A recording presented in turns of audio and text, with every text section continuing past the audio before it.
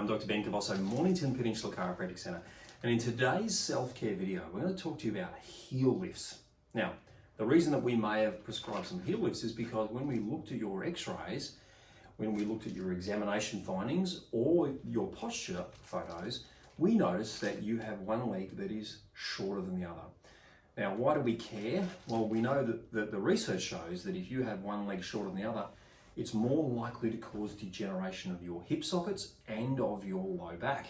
So we want to balance that out. Now, there's many ways that we can do that. And one of the most simple ways that we can do that is simply to give you a tiny little heel lift, just a little boost in one side or the other that's going to help create some balance through your pelvis and your spine.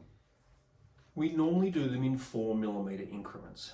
And so based on the analysis of your x-rays and the measurements we've taken, we may give you 4mm, we may give you 8mm, we could even give you 12mm. Now, if we've given you 4mm, then you simply put that little heel lift inside your shoe. If your shoe has an inner sole, then you can slip the heel lift underneath the inner sole because it'll help hold it in place.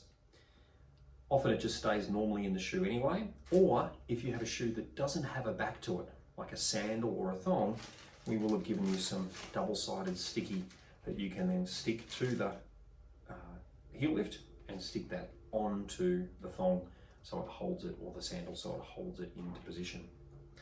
If we've given you more than 4mm and we've given you an 8mm, then you'll end up with two heel lifts that will again give you some double-sided sticky, and you'll simply stick those together.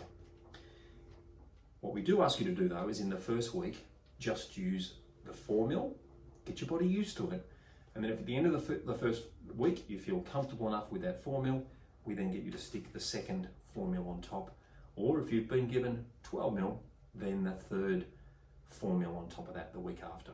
So it's just a gradual progression, makes it a bit easier for the body to adapt. Again, if you've got any pain or discomfort from it, make sure that you contact or speak to Dr. Ben or Dr. Callum when you're in for your next adjustment, and they'll help work you through that.